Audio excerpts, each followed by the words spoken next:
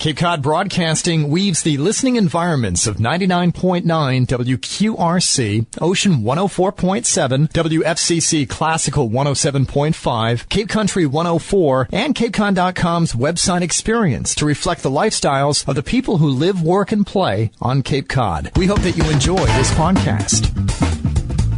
Good morning. I'm Laura Reckford, and this is Sunday Journal. I'm here in the studio with Claudia Drucker and Maria Burks from Nauset Neighbors, a group in Orleans that helps seniors age in place. Welcome to the show to both of you. Thank you. Thank you for having us. Let's start with what Nauset Neighbors is, and I think it stems from a national movement. Claudia, can you explain it? Sure. Nauset Neighbors really is a nonprofit organization created to help people remain independently as they age in their own home as long as possible. We provide assistance with certain challenges of daily living, improving access to transportation, medical appointments, as well as social, education, and cultural opportunities. And how did Nauset Neighbors start? Who was involved at the beginning? Well, in the beginning, and this goes back, we've had our third-year anniversary of Valentine's Day, Esther Elkin read an article in the New York Times about the Beacon Village in Boston and couldn't get this out of her head. And this was involving Nauset newcomers, and they formed a volunteer core group to start looking into the formation. Thus, Nauset Neighbors was born. And did you have a certain model when you were trying to organize how Nauset Neighbors would work? Well, Nauset Neighbors does follow a lot of the other villages where it is a grassroots organization, but the villages do vary on whether they have any paid staff, how they're formed, and that defines the area and the services. We are entirely, at Nauset Neighbors, entirely a non-paid volunteer group. And how did you decide to go the non-paid volunteer route? That was just a decision that was made, and a really good one, because there are some fantastic people who were involved in the formation, and they thought it could be done, and it could be done.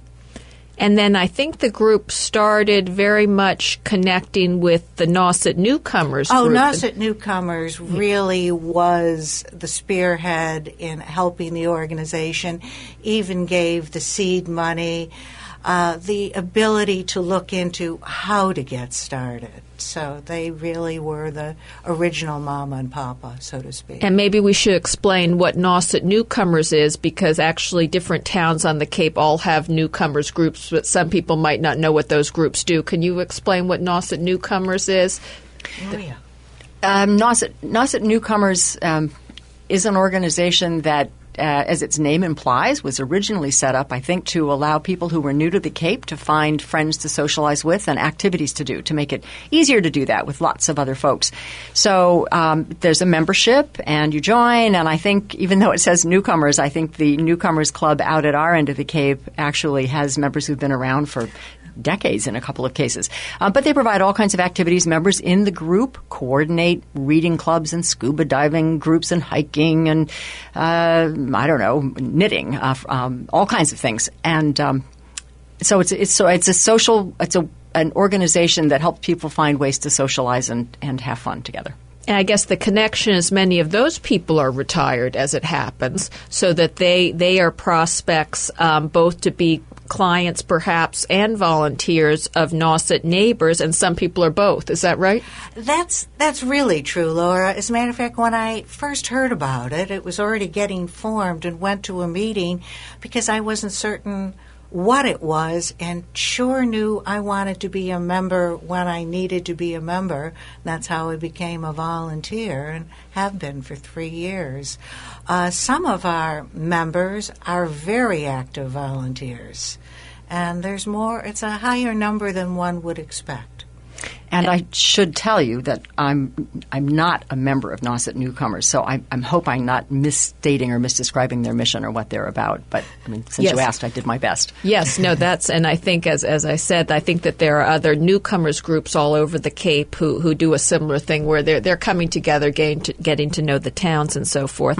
Now, a typical day with Nauset Neighbors, how does it all work? How does it happen? All right. Well, once a person is a member, there's a membership fee.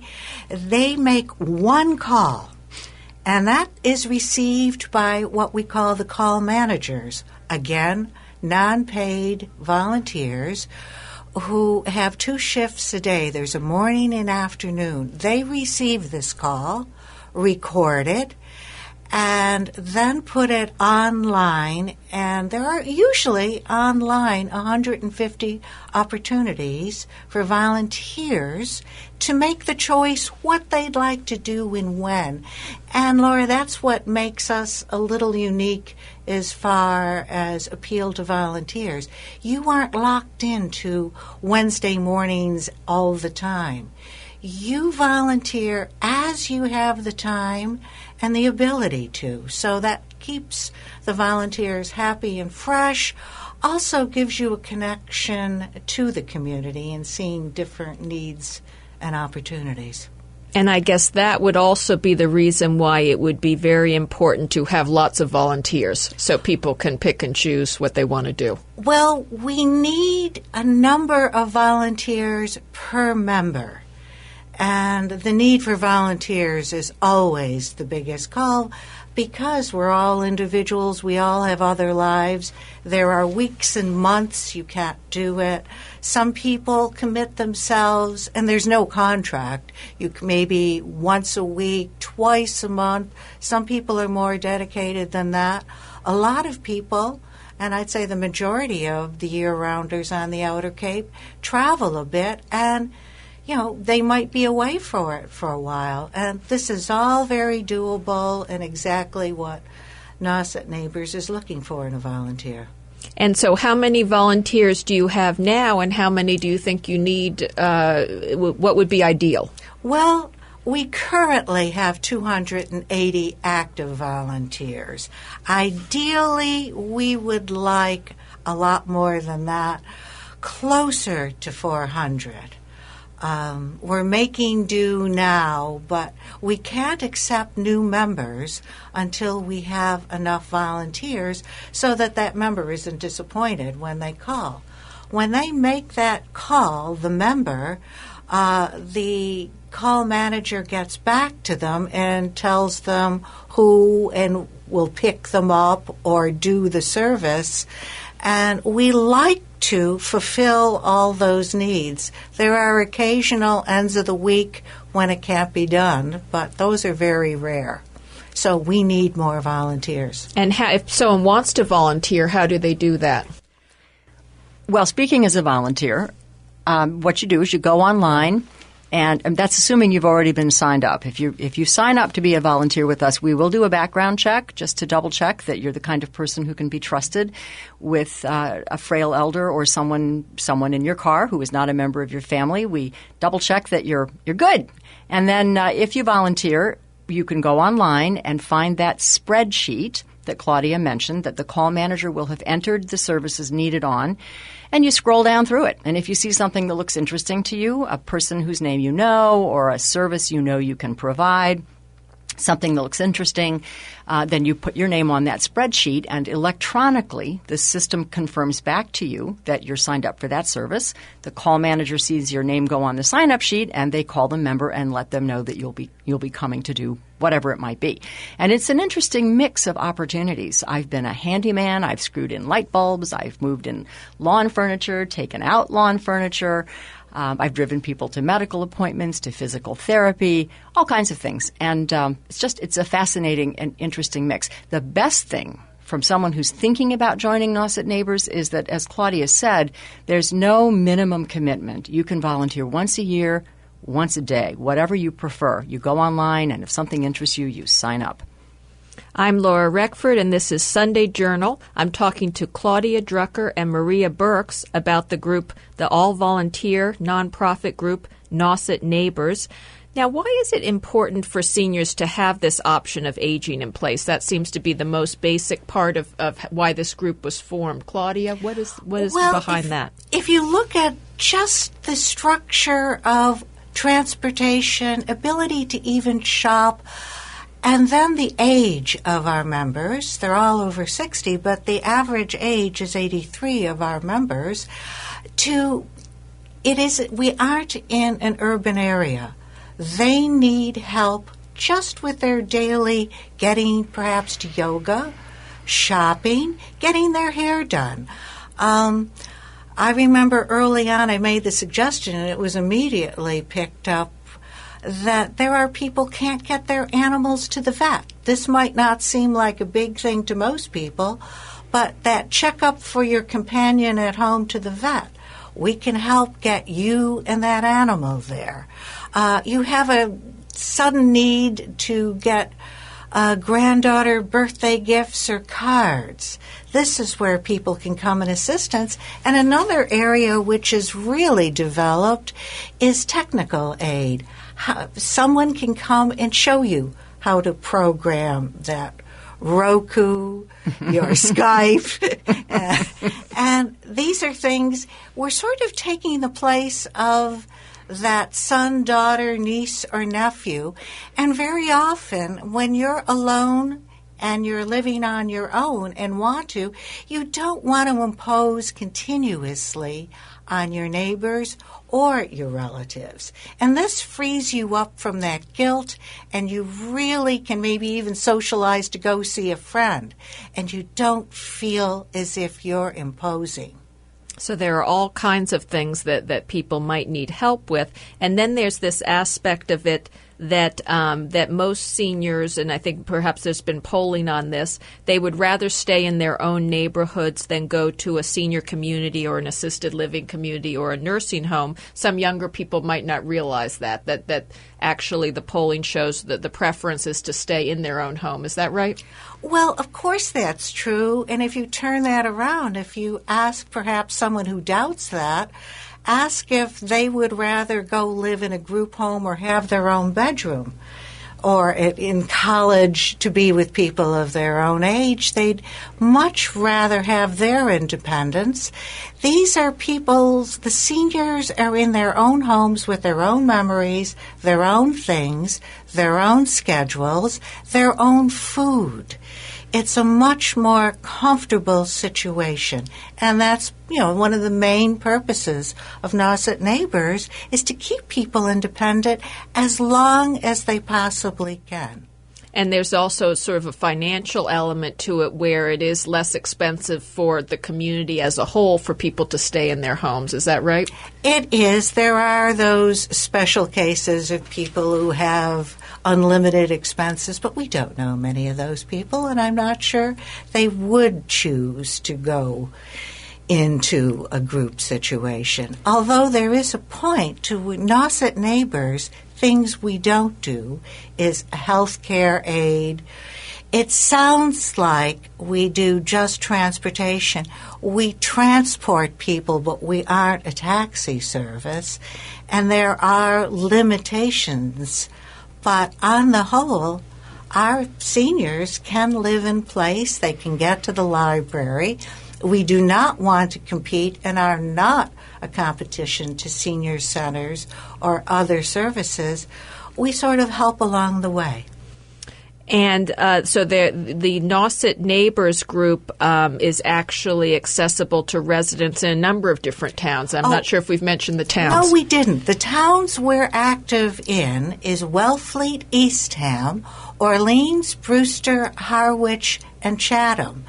And we didn't always have when we started out. It was originally Eastham, Orleans, and Wellfleet, and we've evolved. And with that, even our services have changed a little as our members have. And Maria came up with a marvelous idea. We were lacking on some of our socializing.